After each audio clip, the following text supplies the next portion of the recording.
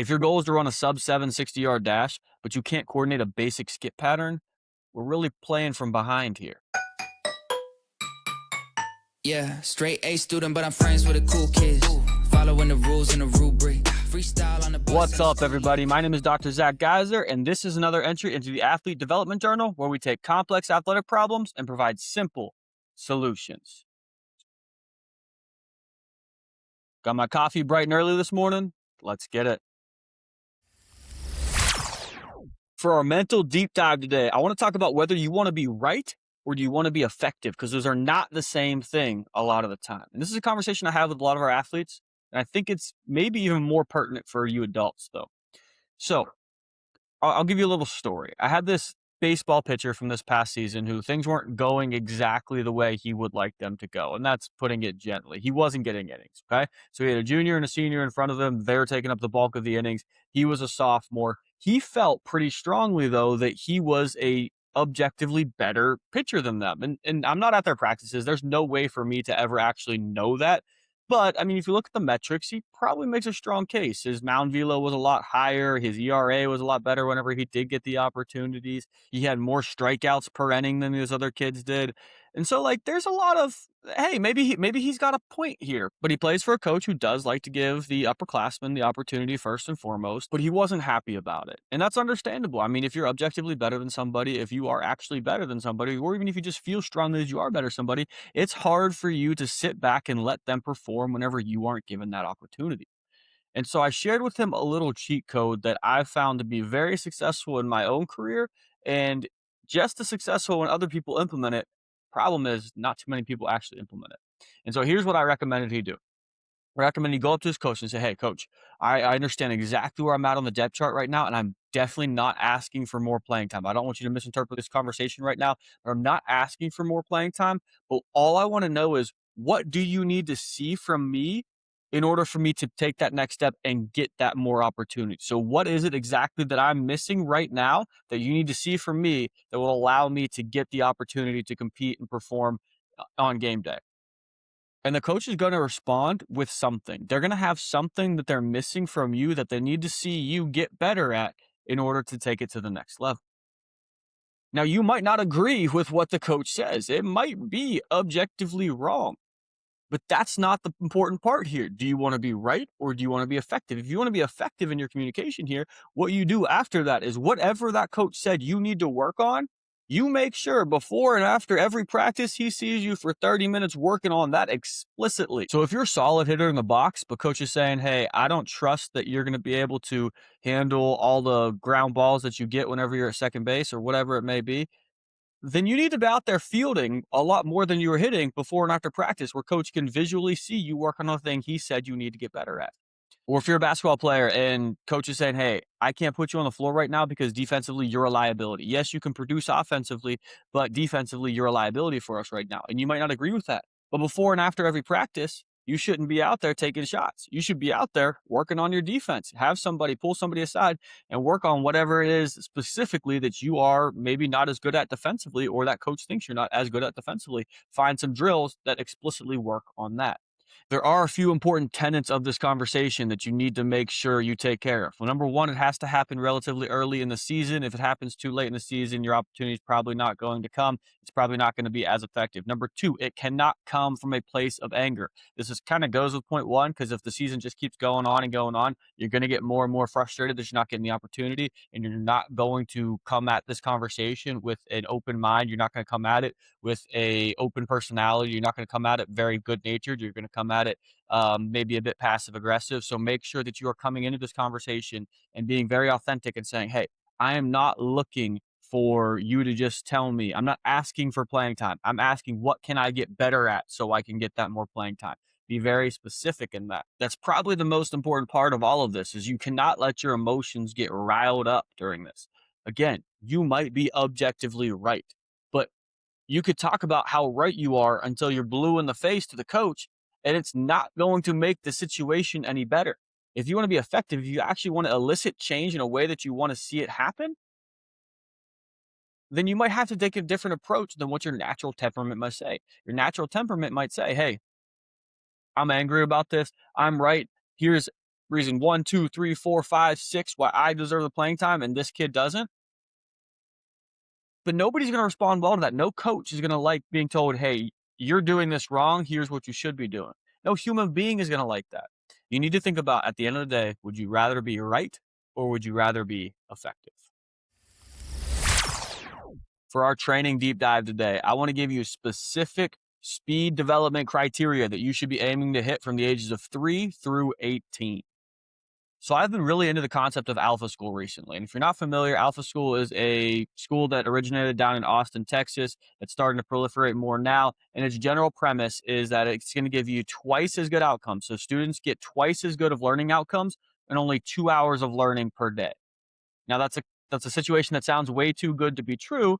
And for the vast majority of human history, it definitely was. But the advent of every single kid being able to get their own personal tutor through AI is a technological unlock that allows things that were previously impossible to be possible. And so I've been reading a lot about it. I've been learning a lot about it because I'm really interested in the concept. I think that it has a lot of promise moving forward. But that's not the conversation for today, though.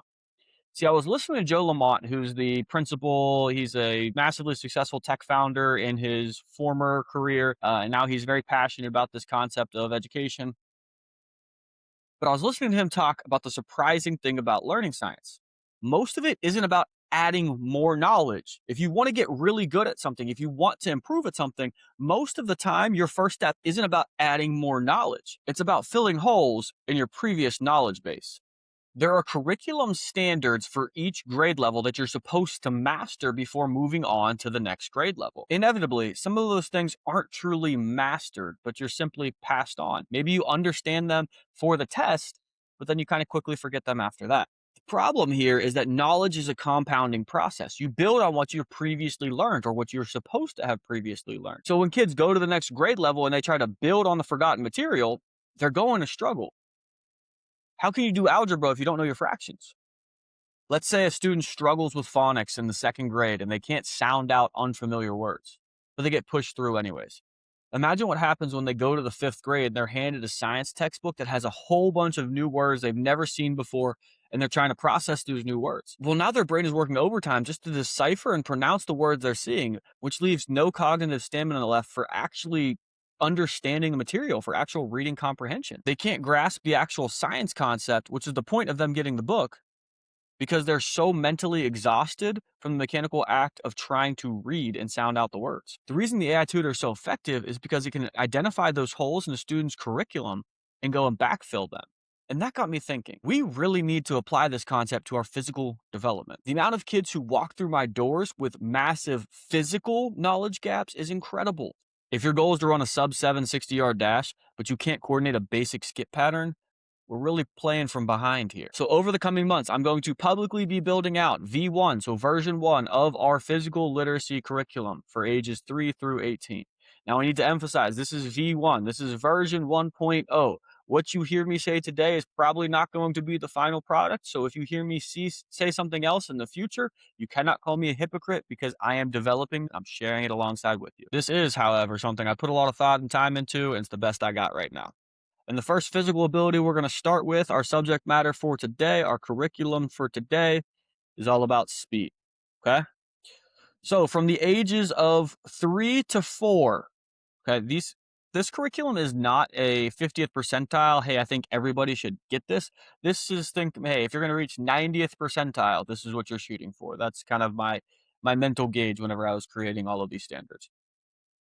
From the ages of 3 to 4, we should be working on being able to hop on one leg for 10 yards on both legs. So being able to just stay on one foot and hop all the way through 10 yards on your right foot, and then do the same thing on your left foot without the other foot coming down.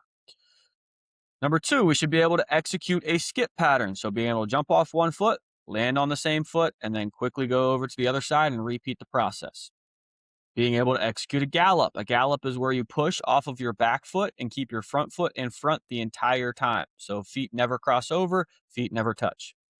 And then number 4, be able to perform a hopscotch rhythm. So that's where you stand on one foot, jump, land on 2, jump, land on the other foot, back to 2, back to the other foot. So it's 1, 2, 1, 2, 1, 2, alternating feet on the 1 foot jumps. So these are all qualitative standards, just getting some basic fundamental movement skills from the ages of 3 to 4. From 5 to 6, I'd like to see you be able to hopscotch for distance more than 15 feet. So you start on one foot, jump. Let's say you start on your right foot, you jump, land on two, jump, land on your left, jump, land on two, and you stick that last one and you see how far you got. I'd like to see you be able to make it greater than 15 feet on that from the ages of 5 to 6 years old. Whenever you do those jumps, you have to have a very quick ground contact time, so you can't stick and hold those jumps. So I'd say, I don't have this written down, but somewhere around less than 0.4 seconds for your ground contact time. Be able to power skip for distance greater than 10 yards on 4 skips. So that's 2 skips on each side, trying to skip as far as you can. I'd like to see you be able to get more than 10 yards on 4 skips. And then be able to hop on one foot for 10 yards with speed. Okay, so this is the same as the first one from 3 to 4 year old, where you're just hopping on one foot for 10 yards. But now it's not just, can you do this controlled? Can you do it the whole time? I'd like to see you with maximal intent be able to try to race somebody and still be able to coordinate that pattern without falling down. Okay, that's the ages of 5 to 6 years old. From the ages of 7 to 8 years old, I'd like to see you be able to perform a standing triple jump. So that's where you start on one foot. So let's say you start on your right foot. You're going to jump, land on your right foot, jump from your right foot, land on your left foot, jump from your left foot, and land on both feet. Again, somewhere around 0.3 to 0.4 ground contact time at most on that. I'd like to see you be able to perform a triple broad jump and get greater than 12 feet with less than 0.3 seconds ground contact time.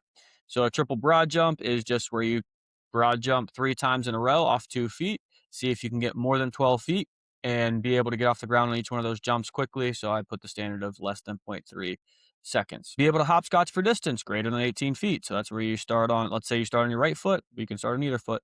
Let's say you start on your right foot, you land on both feet, land on your left foot, land on both feet. You're able to go more than 18 feet. Again, 0.3 to 0.4 ground contact time at most.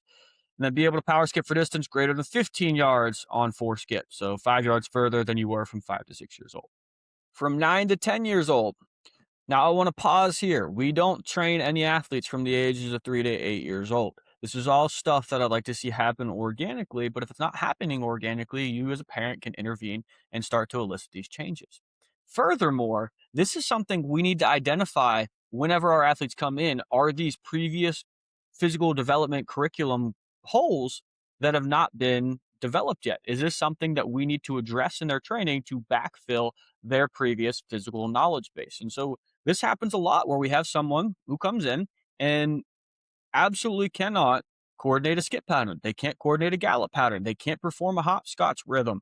They can't get off the ground in less than 0.3 to 0.4 seconds. And so this is something that we need to look at and say, hey, you tell me you want to run this fast. Okay, well, we have to make sure we have to take a step back and fill these physical development tools before we can move forward and do some more advanced stuff.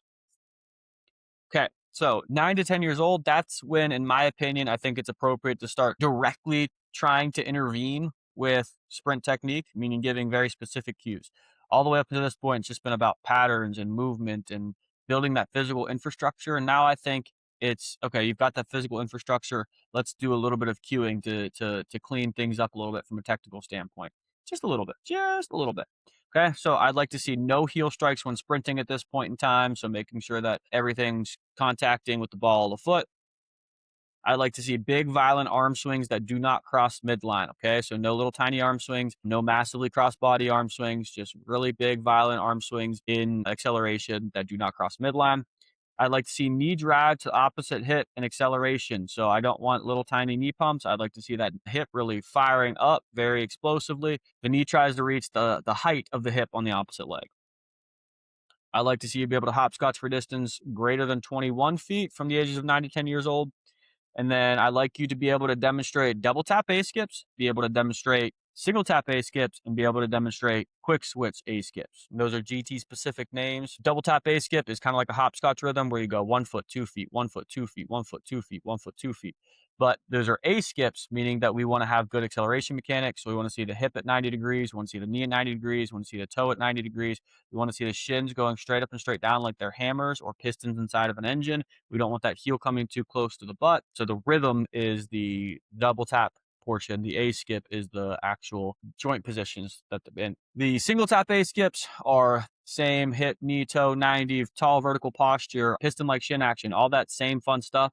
But now we're going to switch up the rhythm a little bit. A single tap A skip, you never let both feet hit the ground at the same time. So it's right, right, left, left, right, right, left, left, right, right, left, left. And then a quick switch A skip is all the same stuff again, except the pattern is, let's say you jump off your right foot, you'll land on your right foot, and then as soon as you land, you quickly switch to the other side. All right, from the ages of 11 to 12 years old, I want to see full triple extension achieved in the first 2 acceleration steps. And so triple extension is your hip, your knee, and your ankle all being fully extended. Now, do I actually want a perfectly straight line? Maybe in some cases, some of you aren't going to have the either physical infrastructure, which we're trying to develop simultaneously, or you're not going to have the anthropometrics to make that happen. Usain Bolt didn't have perfect triple extension, but he was pretty darn close. Christian Coleman has perfect triple extension. He's a freak of nature. The general gist is I want to see good triple extension in your first couple acceleration steps here. I want to see you be able to hopscotch for distance greater than 24 feet. You can tell I think this is an important one. It tells me if you are coordinating pattern, if you can do it explosively, you can project yourself out horizontally. That hopscotch for distance, I think, is an important one that we want to keep moving forward. If you've mastered all that other stuff earlier, we've mastered a lot of that acceleration basics. Now I want to start dosing in a little bit of max velocity mechanics. So max velocity is the back half of sprinting whenever you're more upright. And so we're not dealing with those vertical piston-like shin actions anymore. We start dealing with more cycles. So I want to see the front side knee lift be able to get to 90 degrees in max velo. So you're learning how to punch those knees up, punch those thighs up whenever you're getting upright, getting tall in max velo. I want to see you be able to coordinate B marches and B skips. So like I mentioned, we don't have that straight vertical piston-like shin action anymore. So I want to see you be able to get that knee up and then relax the quad, pull with the hamstring, and really have that whip-like action start to happen at the shin. You want to see you able to do that in a march pattern where it's more robotic and controlled. And then I want to see you be able to coordinate that with a skip where you got a little pop, you got a little rhythm, you got a little swag to it. So this is, this isn't something I expect every 11 to 12-year-old be able to do. But if you're thinking, hey, 90th percentile, you probably should be able to start coordinating that at that time. And then the last one for that 11, 12-year-old, I want to see if you can seamlessly transition between all A skip variations on command. So do you have things so under your command, so under your control, so coordinated that I can just say double tap, single tap, quick switch, double tap, single tap, double tap, quick switch, and just go back and forth, just change up the pattern, and you can quickly on command switch between those patterns. Moving on to the ages of 13 to 14 years old. Now we've started to train you for a little while. You've got some strength developed. I want to see now if you can project yourself out at a 50-degree body lean in your first step acceleration. Okay. That requires a strong physical infrastructure, but at this point, we should start to have it. So 50-degree body lean in the first step acceleration. I want to see the presence of a strike phase and max velocity. And I won't go in depth on this one right now, but if you're curious, you can send me a message and I will send you the link to the max velocity article I have that goes over all of those different phases. I want to see you be able to touch down 3 to 6 inches in front of your center of mass in max velocity. So I don't want to see you overreaching. I want to make sure your ground contacts are 3 to 6 inches in front of your body. So that way we're staying front side, but we're not overstriding there. I want to see your swing leg foot contact your buttocks during full support in max velo. That tells me everything's staying nice and tight and you're able to really cycle, get out in front of yourself. You don't have too much excessive backside mechanics happening there. And I want to see you be able to coordinate alternating claws. And so these are ones that are a real big challenge. All of our coaching assistants and our interns and coaches, when they start up, we make sure that they are able to master alternating claws because they have to be able to teach it. And it's a doozy. It's a challenging one. So you have to do like essentially 3 mini pogos and then a rapid B skip. 3 mini pogos where you're nice and relaxed, and then a rapid B skip. 3 mini pogos, rapid B skip. All right. From the ages of 15 to 16, I want to see that first step acceleration lean a little bit more. So I want to see you get a 45-degree body lean. Now, this does not mean I want you tucking or bending over at the waist. This means I want you to be so strong, have such quick turnover that you can project yourself out at a low angle, such as 45 degrees, and still be able to catch yourself and project out for the next step. I want to see your ground contact be underneath your center of mass during your first couple steps of acceleration. I want to see your first step acceleration step length be greater than 60% of your body height. So, however tall you are, I want to, if we measure out that first step in acceleration that you take, I want it to be more than 60% of your body height. I want your second step to be more than 67%. I want your third step to be more than 75% of your body height. I want you to have that swing leg toe less than 3 inches off the ground during the first three steps of acceleration. So I don't want you to have a high heel rise, which is going to bring the toe up with it. I want that toe to be nice and tight to the ground. You don't have to have a toe drag. If it happens naturally, great, but do not try to force a toe drag. But I want to see low heel recovery, and so that way we can get those pistons going out and then right back, out, right back, without having too much wasted motion there. This one's a little bit of an interesting one. At this age, at 15 to 16 years old, I want you to be able to cognitively differentiate between long stride track speed and short stride game speed on command. Now, what that means is the way you sprint in a soccer game, in a football game, in a basketball game, in a baseball game is going to be different than you would in a track meet, but you need to have both skills. Just about every sport I just mentioned has a combine test where you're going to be timed. You're going to have to open up and see how fast you can really go when it's just you and the laser. Or you're going to have moments where it's just, hey, there's an open field. You just got to get out as fast as you can. That's where you need the long stride track speed, because getting from point A to point B with nothing else being important, the longer your strides are up into an upper limit, the faster you're going to run. Now, if you are in a congested area, though, so you think about a football running back and you are trying to have those long strides, it's going to be less efficient because you have more time where your feet are in the air and you aren't able to change direction. So you need to have quicker turnovers, you need to have faster cycles, but shorter stride lengths. So that way, if you have to change direction at a moment's notice, your feet are never too far away from the ground. So at this point, I want you to start to be able to cognitively differentiate between those two and be able to perform them on command. And the last phase here, from 17 to 18 years old, I want you to have less than 45-degree body lean during the first step accelerations, or even more horizontal. I want your acceleration first two steps of ground contact to be less than 0.2 seconds. So I want you bang off the ground while you're still putting a lot of force into the ground. I want no heel drop after the initial ground contact in the first three steps of acceleration. I consider this to be less than 3 degrees change in ankle dorsiflexion. I don't know if that number is going to hold up, but it makes sense when I was looking through videos. But what this means is I don't want, when your foot hits the ground, I don't want you to collapse where your ankle's coming all the way down before you project yourself out. That shows a lack of ankle stiffness. That shows me you're dissipating a lot of your elastic energy as heat right there, and we aren't being as effective with recoiling off the ground as we possibly can. At this point, I'd like to see your acceleration ground contact be behind your center of mass. That's a really elite level thing to be able to do.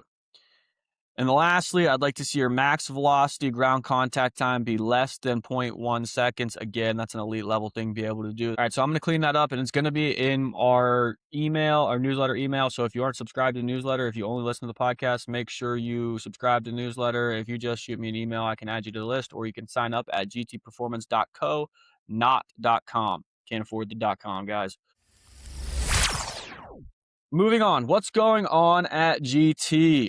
All right, this one's exciting. Frankie Colosimo, one of our absolute favorites here, hit her first ever chin up, and man, did she work for it. For probably 2 months now, we've just been absolutely grinding, where that's been our number one goal. Let's get a chin up. Let's get a chin up. Let's get a chin up. And she's been so close so many times. And this week, we got it. She was super happy. I was super happy. All the coaches are super happy. Really excited for her. She also, on that same day, hit a double PR in her pro agility. So fantastic day for Miss Colosimo, but really proud of her. She worked her tail off. Getting a chin up is one of the most exciting things that you can do as a young athlete, is one of the most important things you can do as a young athlete. So huge, huge, huge step in the right direction for Miss Colosimo. Max Seaman hit a pro agility PR to his left, went 4.71 seconds the other day. Recently hit a 1 foot approach PR, hit a 2 foot approach PR. Max Seaman's one of the best kids you can ever be around. He is a, relatively quiet kid, but he's extraordinarily focused, extraordinarily hardworking, extraordinarily respectful. Absolutely love training this young man. He's got a bright future. He's really going to be one of those kids whenever it's his time. He's going to absolutely pop off. But man, got some good results from him recently. So great job, Max.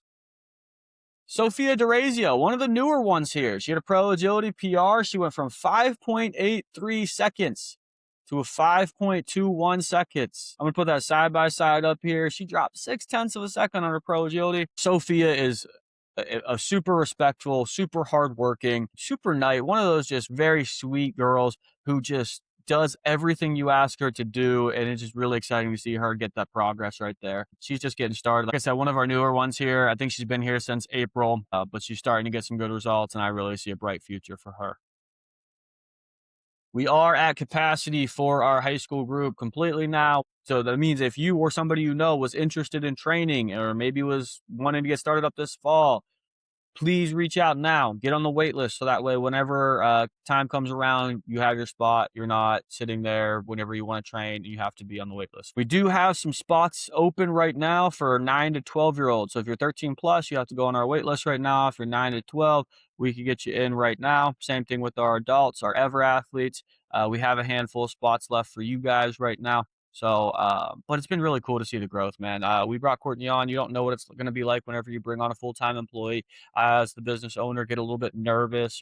Expenses are obviously going to go up a good bit, and so you never know exactly how it's going to go bringing on new people.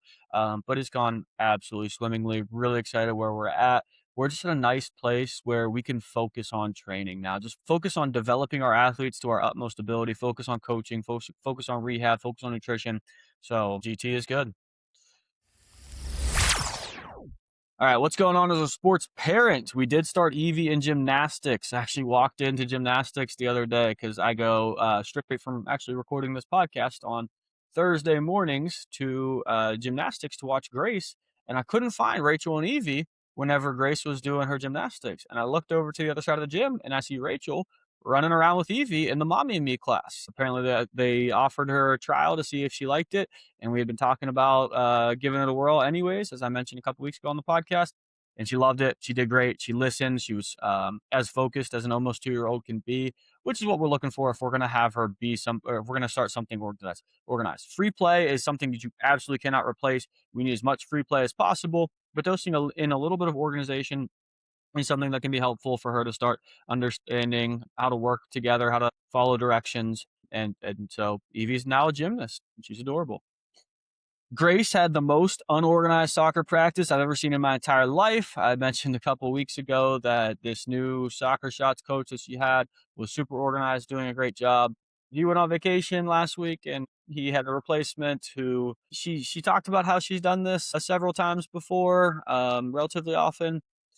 Man, was it chaotic. It was just really hard to watch. It was one of those situations where the substitute coach really catered to the troublemakers, which I get as a coach. It's easy to fall in that tendency. You want to make everyone like you, and the ones who really stand out are the ones who you're going to put most of your attention on, or you might think you naturally want to put most of your attention on.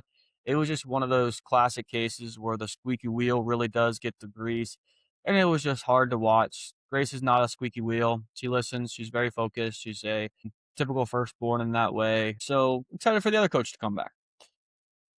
Took Grace roller skating the other day. Great balance challenge, great athletic development challenge. She really wanted to go. She has a birthday party coming up for her older cousin, who she absolutely adores, and the party's going to be roller skating. So she was talking about how bad she wanted to go roller skating. We'd only been twice before, and I think she had some grandiose visions of her floating around the skating rink, not needing any help, being very smooth, and that just wasn't the case. She was falling all over the place. She was falling when she had the walker. She was falling when she was holding my hand. It was very slow movement, and she was pretty upset about it because I think it was one of those cases where expectations did not match reality. There's that happiness formula. Happiness equals reality minus expectations. She had high expectations, reality was pretty low, so we ended up with negative happiness there. But I think this is going to be a cool tool for us to learn what practice and commitment does, because she has that birthday party coming up in August for her older cousin who she adores, and she's going to have her older friends there, and she's going to want to hang out with her older cousin and her older friends, be able to skate with them. So I'm going to use that as motivation to practice and learn that, hey, you can get better at something when you repeatedly do it. We'll see if it plays out, but that's my theory right now. And I just want to finish this segment with this note of 5 beautiful things in your community that you're neglecting right now. 5 absolutely miracles, when you think about it, that I think we should all take more advantage of. Number 1 are local coffee shops. Like, it is just incredible that I can pay for a nice, awesome, delicious cup of coffee and then get access to sit there in that beautiful, serene, comfortable environment for hours on end while I do some deep focus work. Like, how cool is that? Just an awesome environment. Number 2, this one, man, super underrated. High schools and colleges that have public fields and tracks. Like, you're telling me you've got a whole track that I can just go to? I can just go and I can sprint on that track, or you've got a turf field, you got a grass field, and I can just throw my spikes on, and I can just go run there. I can sprint there. That is my meditative place. And so I've been training a lot more recently. Got the specific competition coming up that maybe I'll talk about next week. But I spent so much time at an open, empty grass or turf field during my teenage development years, and it was always so peaceful. And just going back to that, like, I throw out my headphones, it's just me, the birds, the wind blowing, just looking at the trees, looking at the grass, getting some good sprint work in, feeling the flow that comes along with that. It's just my most meditative place. Number 3, public libraries. Are you kidding me? Are you kidding me? I can just go, and they have essentially an infinite number of books that I don't have to pay for. I just sign up for a card, and then I can take this book, read it, and then bring it back to you. Or I can have a card and I can just get audiobooks as they become available. Or if there's not a book that you have in this library, but you have in the county somewhere, they'll just send it over to you. Or even a lot of times they'll just order a whole new book for you so they can keep it in their library for free. That's it. Like, public libraries, if you want, and also for our kids, they've almost every library has a beautiful play place with a ton of toys where I can take my kids out for free on a rainy day or a cold day. Like, go support your library, do something, because what a miracle that is. What a blessing that is to have the ability to go read anything you want. Number 4, small town diners. I just love going into a diner. They know who you are. They know your order. It's just comfortable. You know the food you're getting. Support local business. Awesome. And number 5, public parks. These incredible play places where I can just let my kids get after it for free, or they have an open field where you play football if you're an older kid, or you can get some shots up, play basketball. Or they even have splash pads at these things now. Like, it's essentially a water park that's just for free in your community. Dude, awesome. So go take advantage of those. I'm going to wrap this up. As always, everything in these newsletters, podcasts, social media, and on our website, wherever else you see any information from us, is for educational purposes only and should not be taken as medical advice for you or your athlete. If you are listening to this, if you got to this point, it would mean a lot to me if you would share this episode with somebody. Please share the podcast. The more it grows, the more I'm able to do it, the better the content gets for you all. So thank you. Until next time, it'll be great out there. Yeah, straight A student, but I'm friends with the cool kids. Following the rules and the rubric. Freestyle on the bus and it's too lit.